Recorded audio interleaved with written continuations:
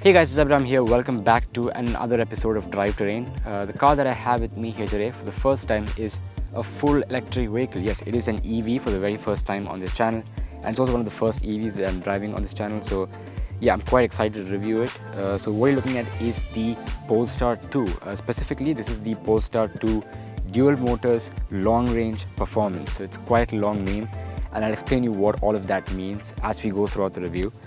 Now, Polestar is a brand that not a lot of people know. I mean, everyone knows Volvo, right? Well, Polestar is basically a fancy EV version of a Volvo. I mean, Volvo does have their own EVs now, like the C40 Recharge and the XC40 Recharge, but Polestar has been their initial electric proposition. So it's like a premium Swedish manufacturer of electric vehicles. So it's a separate brand from the Volvo brand. Polestar here came in 2022. So we haven't had this car for quite a long while. First of all, you don't have a showroom for Polestar. So what you have instead are these retail spaces. For example, if you go to Dubai Mall of Emirates, you'll be able to see a Polestar space where you can actually see and get up close with the cars. And they do have a test drive facility as well. So it's like in the parking of Mall of Emirates. So that's how it works for Polestar. They don't have an actual showroom. But the cars are serviced at the local trading enterprises Volvo. So if you buy a Polestar, they will be serviced at Volvo. Polestar actually has quite an interesting history. So if you look at the actual history of Polestar, so they started with a racing team, which was called Flash Engineering, and it was then renamed to Polestar Racing. And other than that, they also modify Volvo cars for racing. So they have had quite a close connection with Volvo since quite a long time. And in 2015, Volvo bought Polestar. So we have had Polestar engineered vehicles for the XC60, for example. So XC60 Polestar engineered, which is like a more high performance version of the standard XC60. Same for the S60 and a few other models as well. After that, they decided to bring out their own set of electric vehicles under the Polestar nameplate. So you have the Polestar 1, which is a 2+2 Grand Tourer, and you have the Polestar 2, which just came out right after that. So this is like their mass market car. And you have the Polestar 3, which just came out recently. So that's an SUV, by the way. Let's start with the exterior design on this car. So coming to the front, well, you can see a lot of Volvo-inspired design elements, and that's because Thomas Ingelnoth, who was the senior VP of design for Volvo cars, then became the CEO of Polestar. So as you can see, the design elements are pretty much Volvo all throughout. So starting with the front, the first thing that I like about this car is that they didn't give it that classic EV look with like closed-off grills. You know, they've tried to make it look as much as a conventional car, and overall, you know, it looks really good from the front. In fact, there's actually a lowering kit that you can purchase for this performance pack, which lowers it by like 20 millimeters, so you can have a much better stance. But you know, as it is, it looks pretty good. So you know, they haven't shut off the grille, so it looks pretty nice. It looks like a conventional car. Most importantly, you have a white Polestar badge right here, which, well, yeah, white on white. I don't get that. You have cameras here on the front, cameras over there, and cameras all around for your 360-degree parking system. Other than that, full LED headlights. So you have a full LED headlamp cluster with LED DRLs, indicators, everything LED. You have LED fog lamps with cornering function. So that's again pretty useful when you're chucking the car into corners. I mean, you're doing tight turns. It illuminates the path ahead. It's pretty simple. I mean, it's basically a Volvo in terms of styling from the outside. Coming to the side, well, let's start with the wheels, which is actually quite a bit going on here. So the base models come with a 19-inch wheel, whereas the higher models, you get a 20-inch wheel as starters. So you have a 6 V-spoke alloy wheel. So I'll put a picture of that on the screen. And on the performance pack, which this car has, you get these 5 Y-spoke alloy wheels, which actually look pretty good. And what they say, what Polestar says, is that a lot of these intricate surfaces on this rim is actually done using laser etching instead of diamond cutting. So they say that it's more sustainable, you know, it's more environmental friendly. And you know, that's kind of the focus that Polestar has, that they care to do things in an environmentally friendly manner. So that's a focus that they always have with different things that they do. So these are actually forged alloy wheels, so they're lighter. So they're basically standard on the performance pack. Other than that, you get these brake calipers, which are actually painted in Swedish gold. So these are actually Brembo 4-piston brake calipers. If you don't know about Brembo, which will definitely you will know what Brembo is, but if you don't know what Brembo is an Italian performance brake manufacturer. So these are actually 4-piston brakes with aluminum calipers on the front. So you have an incredible amount of stopping power on this performance pack Polestar 2. Other than that, well, the tires on these are actually Continental Sport Contact 6. So that's for the tires. Coming to the back, well, you have electronically folding mirrors on this Polestar 2 with LED indicators as well. Now, one cool feature of this side mirror is that it also has a dimming function. Yes, you heard me right. So just like you have auto dimming rear view mirrors, you do have an auto dimming function for these mirrors as well. And in fact, what they say is that it's synced with the auto dimming function of the rear view mirrors. So yeah, and plus they're frameless mirrors as well, so they look quite nice. Coming down, you get a Polestar 2 sticker, a battery electric vehicle, a 78 kilowatt hour, which is the battery capacity, and 300 kilowatts of power. So that's what's written there. Other than that, well, keyless entry and go. So you place your hand on the door handle, it'll unlock, close it, and put your hand on the sensor, it will lock and fold the mirrors. And in fact, when you unlock the car, it does switch on a puddle lamps as well from under the door handle. So that's actually pretty nice. Well, coming to the back, you get again a very simple and minimalist design. It looks very clean at the back. Again, you get your white Polestar logo, which I just don't understand, and you get LED taillights at the back, a very long strip of taillights, which looks pretty nice. So it makes a very good signature when you unlock the car. So you can see that kind of originates from there. I mean, you probably can't see it, but yeah, it kind of makes this unique pattern. And when the car is locked, you can even open the boot by waving your foot beneath the rear bumper. So you can just do this and it should open the tailgate. So you get an electronically folding tailgate in this car. Now in the back, where you have quite a lot of space, I'm not going to say a boot space figure because I haven't got a single correct one, but just for context of space, well, this is the back, as you can see, and it is quite deep. So there's quite a lot of space in the back. So it does come with a luggage compartment divider as well, which is quite innovative. I mean, the way it just snaps into place. So you just lift it up from the floor and it just snaps into place. So that I really like that feature. That's really good. Below that, well, you'd normally get your tire repair kit. In this case, it's just empty. You get a first aid kit at the back. So first aid kit. So you get that there. And you get a 12-volt charging socket here on the side. And yeah, you get some straps here to keep some stuff. In fact, there's also one more lid that you can open on the center seat, so to put longer items in the boot. And yeah, overall it's a pretty practical boot. You've also got hooks to secure things, and yeah, it's quite a deep boot. It does have quite a high loading lift though, so you got to lift whatever baggage you're taking and putting it into there.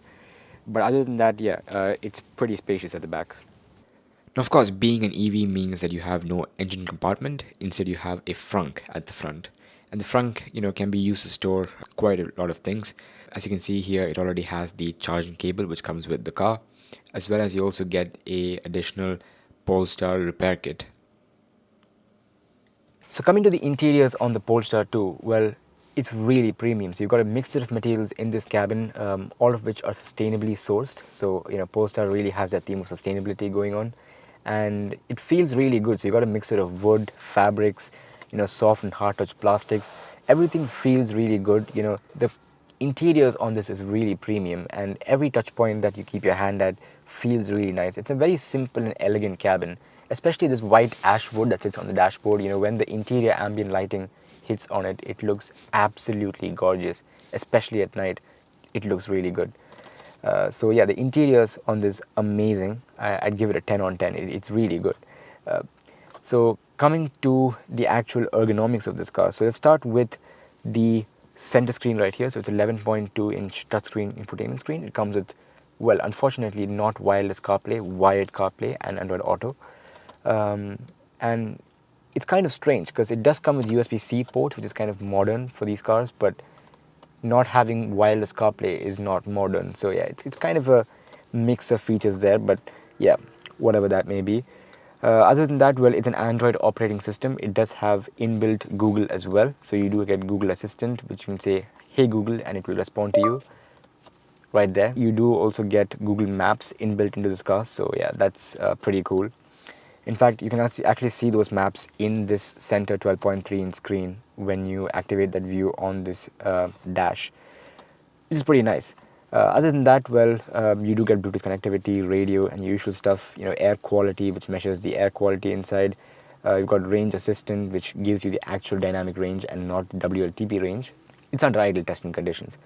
You get drive, which has a light, standard, and firm for steering feel, more of which I'll talk about in the driving review. You have one pedal drive, again off, low, and standard. Again, that has to do with the regenerative braking system, which I'll talk more about when I'm driving the car. Again, creep, I'll talk more about that when I'm driving. Other than that, well, you have assist like lane keeping assistance, lane keeping aid, collision avoidance, driver alert, bliss, which is the blind spot system, ready to drive notification, and yeah. Now, a small note on the collision avoidance system. It is kind of intrusive. If you find a parking space and try reversing quickly, the car might think that you're going to hit the obstacle and it'll apply emergency brakes, and the whole car just shudders to a stop. So yeah, the first time that happened, it was pretty scary. But you have to get a bit used to it. I think you can switch it off, so you can just click on collision avoidance, and you can set the timing, so early, standard, late. So yeah, that's for that. Other than that, well, you can view your charge. So they say 90% is recommended charging capacity for the battery. You've also got more where you can adjust the car status, locking, interior lights, exterior lights, mirrors and wipers, wireless phone charger, and you can also power off the car as well. Other than that, coming down below, you get a wireless phone charger right here. You get two USB-C ports with some place to keep some stuff. You get physical buttons only for the hazard button, your volume knob, pause, play, front and rear defoggers. So the AC controls are completely integrated into the touchscreen right here. So if you click on this fan button right here, you can actually adjust the fan speed and all that. So it's all integrated into this lower panel on the touchscreen, which again, I'm not a huge fan of touch controls, but yeah, this is somewhat fine to use because you can just click one button and just touch it. So yeah, it's sort of usable, but I'm still not a fan of integrating these controls into the touchscreen. Other than that, you do get heated seats for both the driver and the passenger. They do have ventilation as well, and steering heating as well for the steering wheel. Power adjustment as well for both the driver and passenger. You do get memory function as well, two settings. Well, you get this beautifully finished, beautifully crafted gear knob here in the center. Again, it shifts into reverse and drive when you push it backward and forward. You've got a park button as well for park. It has this beautiful illuminated Polestar logo, which looks really nice. I like that. Piano black finish all throughout. This does get pretty dirty, and it is a fingerprint magnet, but overall it's fine. It's usable. You do have cup holders with grips. Coming to the steering, you get this leather wrap steering wheel. It feels really good in the hand. Literally lifted from a Volvo. It looks exactly like how you find on a Volvo car. So you have your Polestar logo here on center. You have buttons using which you can operate different things on that 12.3-inch multi-information display. So in fact, it's actually really high quality. You can even adjust the different views on it. So you click on this button. So you have your standard view, which shows your speed, gears, charge remaining, range. And if you click one more view, it gives you this Google Maps view. So you can set navigation on the infotainment system, and you can see it in full screen in this 12.3-inch screen, which is really nice. Oh yeah, and a very important thing that you get on this car as part of an optional extra are these full-length panoramic glass roof. The thing is that it lets light in but not the heat in, so it's tinted. And what do I think of it? Well, honestly, so it has a net right now which kind of keeps some of the light out. But if you remove the net, it will let some light into the cabin, and it will make it feel really airy and really good. But what we have to see is how this fares in summer weather, because here we have temperatures that hit up to 50 degrees Celsius.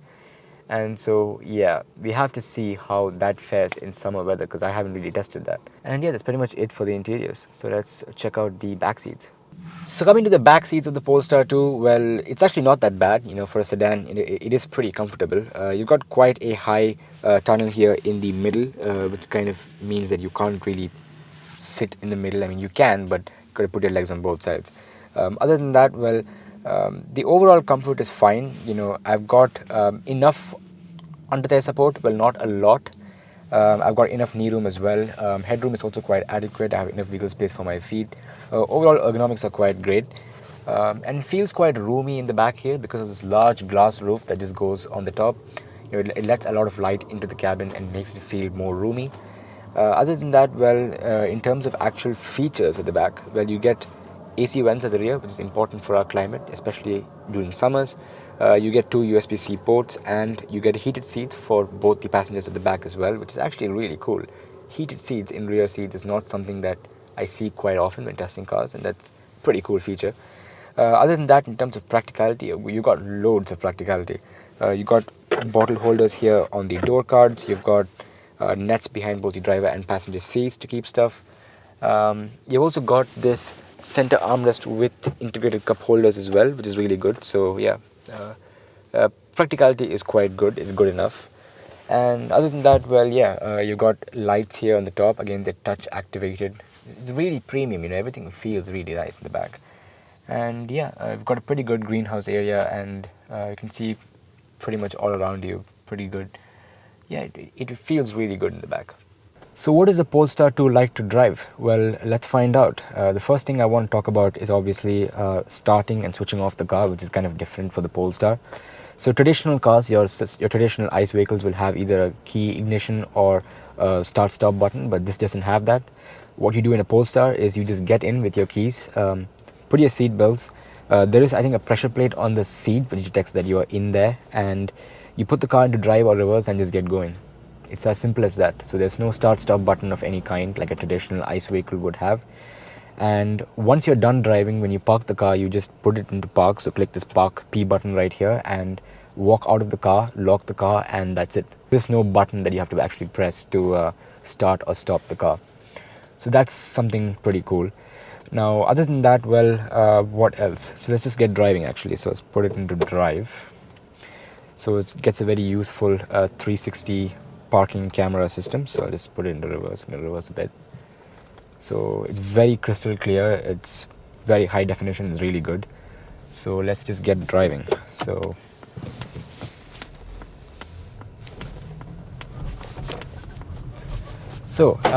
let's talk specs first. So what do you get? Well, I can't say under the hood anymore. So what you get is basically a 78 kilowatt hour battery. Engine battery. Yeah, you get a 78 kilowatt hour battery. That is paired to dual motors. So one on the front axle and one on the rear axle. And that produces a combined output of 408 horsepower. So 408 horsepower, 740 Newton meters of torque. 0 to 100 in 4.7 seconds. Yeah, it's pretty quick. I mean, even the horsepower numbers, like 400 horsepower, 400 plus horsepower is a lot of power for, a family sedan. So yeah, and being electric car means that you get that power literally at any speed. Like if I just put my foot down, it just goes. And what I like about it is that the throttle is quite progressive. Like it just doesn't jump and give you all of that power. Like for the first 1/4 of the pedal, you can't really feel that, but once you get through 1/4 of the pedal, it gives you all of that power, and then it just gets up and goes. Like it just gets up and goes. So the battery, again, they say that it's placed in a strategic position to have better torsional stiffness and overall lower center of gravity, so that you have a really good handling for the car. So I'm going on a bump right now. So this is riding on 20-inch wheels. It's got the all-ins performance dampers, so the dual flow valve dampers. So what that means is that you can adjust the suspension in like 22 different ways. Not like I'm gonna do that. So yeah, you have that. So this gets like something called the performance pack, which basically gives you these all-ins performance dampers. It gives you these yellow seat belts, which look really nice. It gives you Brembo 4-piston brakes. So it's aluminum calipers at the front. And what that means is that you have unrivaling braking performance. I mean, the brakes are really good. Like, they grip pretty well. It's impressive. I like it. So steering actually, there isn't a one fixed feedback that you can have, so you can actually adjust the steering settings. So you have light steering feel, so the steering is pretty light. You have standard, which gives you that standard road going driving feel, which feels fine, which is what I would drive with. And if you want a bit more sporty driving, you can put it into firm, and that kind of makes the steering a bit more heavier. It gets a whole lot more active. And yeah, that's really good for like chucking it into corners and having some fun. So I'm in a roundabout right now. I'm just gonna test out this firm steering, and yeah, it's pretty good. It grips pretty well. Yeah, nothing to complain about. It's actually pretty good. Other than that, well, you do have one pedal drive, so that is actually related to the brake regeneration system. So you have something called brake regeneration in electric vehicles. So what that means is that when you take your leg off the throttle pedal, it reverses the torque of the motor. So what that does is that the motor then acts as a generator and charges up the battery, so you can extend the range by doing that. And speaking of range, you get 482 kilometers of range, so that is the WLTP test cycle range. So it's not exactly what you could achieve in real life. I mean, with my current driving, I think I have like 17.8 kilowatt hour per 100 kilometers, and for that statistic, you can kind of do the math. You get a range of you get a range of like well, 450-ish kilometers. So yeah, it's obviously less than the WLTP test cycle range, but you know, it's pretty decent enough range. You know, it is pretty good. So this is the dual motor long range performance model. So that's what this model is called. So yeah, this is basically as good as it gets. I think the single motor has more range, because I did look at the figures. The single motor had a longer range, I think like 500 plus kilometers of range. So yeah, if you want more longer range, get the single motor long range, so that will give you better range. Other than that, well, yeah, so coming to the topic of regenerative braking, so you can actually adjust the one pedal drive feel as per your need. So as I shall now demonstrate. So I'm now in one pedal drive off, which means that if I take my leg off the brake, the car will coast. If I put my foot on the brake, the car will stop. But if I want you know, the one pedal drive feel, what I can do is I can put it into low. So what that does is that if I take my leg off the pedal, the car slows down. And the best part of this is that if you get used to one pedal driving, it can help you to increase the range, and every speed reduction that you have is converted into range, so which means that you're actually driving in the most efficient manner possible. So if you put it into standard, and there's also something called creep, so you can switch that off. Creep, so creep as in like the car moving at stationary speeds. So for example, I have a bump coming now, and if I want to stop before that bump, I just take my leg off the accelerator pedal and the car is doing all the braking, and it's come to a stop, you know. So that's pretty good. Like if you get used to the intensity of the one pedal drive, you can actually you know, pretty much drive with the accelerator pedal itself. You don't really need the brake pedal.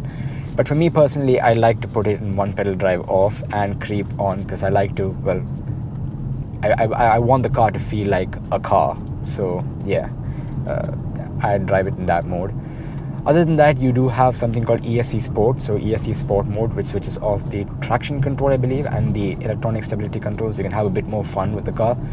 It has quite a lot of power. I mean, I can't really show you that power on these roads, because these are, well, actually lower speed limit roads. But like, you know, on a 120 road, like, overtakes no problem. Like, you just put your foot down, you go. You don't even think twice for an overtake. You know, there's no turbo lag, there's no low power, or you know, there's no transmission delay or anything of that sort. You just put your foot down and you go. Like, that's it. You don't even think twice anymore. Like, you just put your foot down and this thing just goes. There's literally zero lag. There's virtually zero lag. Because you can hear some sounds in the car, because like I said, there's no engine sound, which means the only thing that you really hear is just, you know, wind noise and sound from the tires and from the suspension, you know, going over the bumps. You can kind of hear those small sounds. Now this car has done like 24,000 kilometers. It's a pretty hard driven journalist test car. It's not exactly brand new, but you know, it kind of shows that even after 24,000 kilometers, you have pretty good build quality. You know, everything is still, for the most part, intact. You know, the seats are a bit dirty. I mean, the white seats. So these are, I think, the Napa leather zinc seats. It does get dirty, because I can see it from this press car. Like, the seats are pretty worn out. So yeah, if you want long-lasting, fresh-looking seats, just go for the black leather, I think. But you know, personally, I like this color. I mean, it's just, you know, there's a lot of roominess inside the cabin, and overall, behind the wheel, you know, you feel inspired to drive it. I mean, it just feels like a really good car. it's not internal combustion. It doesn't have the sounds of an internal combustion engine. So, for us pure petrol heads, this might not be it. But like, as a sensible car, there's nothing I have to complain about it. I mean, it's just flawless. Like, there's literally nothing I have to tell about it. I'm going on a bump right now. So you can hear those small sounds there. So that's, I think, from the suspension, or it's from the car basically going over the bump. So you can actually hear all of these sounds. These sounds probably might be there in an internal combustion car as well, but you don't hear it much because of this engine noise. And if you want to drown out the noise, you can switch on some music on the Harman Kardon sound system. So yeah, they have given you ways to drown out the different noises, but overall it's quite peaceful to drive it. There's nothing much to complain about really. So that's for the steering, the electric motors and the batteries. So charging. Now I won't be covering charging in detail at the moment, but to keep it very short, you have two kinds of charging. So you have DC fast charging and AC slow charging. There's also AC fast charging, which can be done using a different cable. So which you can purchase separately is a 4.5 meter cable. But with the car, you get a normal 7 meter cable, I think, which can be used for charging at your home. So here you have Diva EV chargers. So I got a Diva card, which I haven't used yet. So when I use that, I'll actually show you how to charge the car. But as of now, yeah, you have DC fast charging, AC slow charging. So that's pretty much it for the different ways to charge the car. Other than that, it's pretty simple. I mean, you can charge at your home. You don't necessarily have to charge outside. What they say is that it can get to up to 80% charge in like 40 minutes, which is pretty decent time. I mean, if you want like long road trips, you need that kind of fast charging. But if you're driving the car in like day-to-day environments where you have maximum like 40 kilometers of drive every day, then yes, you don't really need to charge the car much. Most often, like maybe once a week at max is how much you got to charge it. Like, you don't really have to charge it at all. For the most bit, it's fine. Like, you have plenty of chargers, in malls, airports, petrol stations, everywhere you go there is an electric charger. So you don't really need to worry about having charging stations. Now, of course, here with the whole Uber Tesla situation, yes, a couple of public taxis are kind of, I think, using chargers quite a bit. It's something I've heard about. In that kind of a scenario, then yeah, it might be a bit of a struggle, but otherwise, for the most part, it's fine. So that's it for the Polestar review. Well, if you enjoyed it, do not forget to like, share, and subscribe. And once again, stay safe, have a great day, and goodbye.